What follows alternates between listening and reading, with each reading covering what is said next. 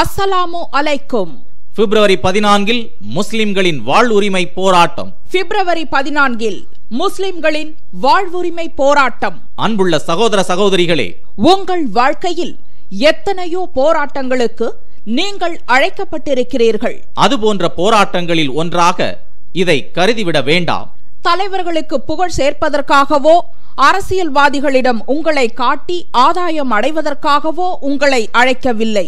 இது முழுக்க முழுக்க உங்களுக்காகவும், உங்கள் நிலையை உயர்த்தி கொள்வதற்காகவும், நீங்கள் படும் அவஸ்தைகளை உங்கள் வழித்தோன்றல்கள் பெறக்கூடாது என்பதற்காகவும் நடத்தப்படும் வாழ்வுரிமை போராட்டமாகும். பிப்ரவரி 14 முஸ்லிம்களின் வாழ்வுரிமை போராட்டம். பிப்ரவரி 14 முஸ்லிம்களின் வாழ்வுரிமை போராட்டம்.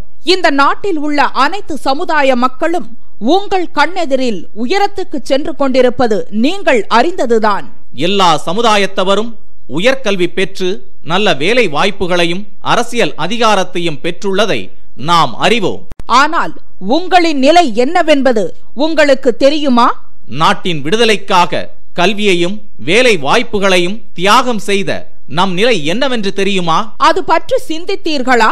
கூலி தொழிலாளியாகவோ, நடைபாதையில் வியாபாரம் செய்பவராகவோ, இறைச்சி கடைக்காரராகவோ, கொல்லுப்பட்டறையில் கடின வேலை செய்பவராகவோ, தோல் பதனிடும் தொழிலாளியாகவோ, பெட்டி கடைகள் நடத்துபவராகவோ, குறைந்த ஊதியத்தில் கடைகளில் வேலை செய்பவராகவோ இருப்பவர்கள் நம் சமுதாயத்தில் மட்டும் அதிகமாக இருப்பது ஏன் என்று சிந்தித்து பார்த்தீர்களா?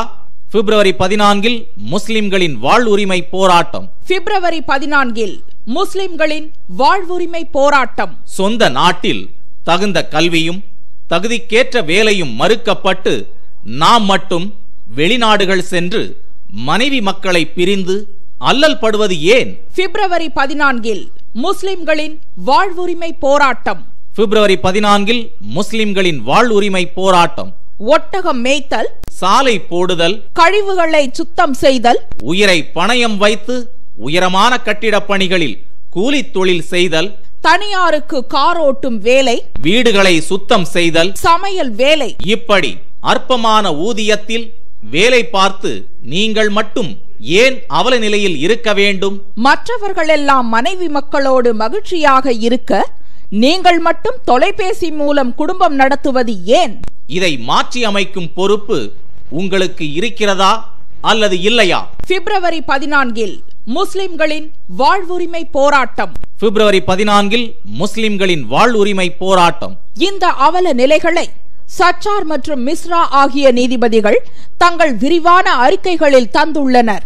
இந்த நிலையை மாற்றிட முஸ்லிம்களுக்கு தனி இடஒதுக்கீட்டை மத்திய அரசு உடனடியாக வழங்கிட வேண்டும். முன்னர் பெற்று வந்த உரிமைகளை பறிக்கும் வகையில் சிறுபான்மையினருக்கு 4.5% ஒதுக்கீடு என்பதை வாபஸ் பெற்று முஸ்லிம்களுக்கு 10%, இதர சிறுபான்மையினருக்கு 5% என்று ரங்கநாத் மிஸ்ரா கமிஷனின் பரிந்துரையின்படி வழங்க வேண்டும் என மத்திய அரசை வலியுறுத்தியும் தான் இந்த போராட்டம். பிப்ரவரி 14 முஸ்லிம்களின் வாழ்வுரிமை போராட்டம். பிப்ரவரி 14 முஸ்லிம்களின் வாழ்வுரிமை போராட்டம். தமிழகத்தில் முஸ்லிம்களுக்கு வழங்கப்பட்டுள்ள 3.5% போதுமானதல்ல என்று ஒப்புக்கொண்டுள்ளதாலும், ஜெயலலிதா தனது தேர்தல் பிரச்சாரத்தின் போது வாக்களித்ததை நினைவூட்டும் வகையில் தமிழக ஒதுக்கீட்டை 7% உயர்த்த கோரியும் தான் இந்த போராட்டம். பிப்ரவரி 14 முஸ்லிம்களின் வாழ்வுரிமை போராட்டம். பிப்ரவரி 14 முஸ்லிம்களின் வாழ்வுரிமை போராட்டம். எதிர்வரும் பிப்ரவரி 14 அன்று தமிழகத்தின் அனைத்து மாவட்டங்களிலும் முஸ்லிம்களின் வாழ்வுரிமை போராட்டத்திற்கு முஸ்லிம் சமுதாயத்தினரை TNTJ அழைக்கிறது. தலைவர்கள் துதிபாட, அரசியல் கட்சிகளுக்கு பலம் சேர்க்க, உன்னை காட்டி விலை பேசுவோருக்கு உன்னை அறியாமல் உதவ பல களங்களை சந்தித்துள்ளாய். இப்போது உனக்காக மானத்தோடும் மரியாதையோடும் நீ வாழ்வதற்காக உனக்கு ஏற்பட்ட நிலை உன் சந்ததிகளுக்கும் ஏற்படாமல் தடுத்து நிறுத்திட நாங்கள் பட்ட துன்பம்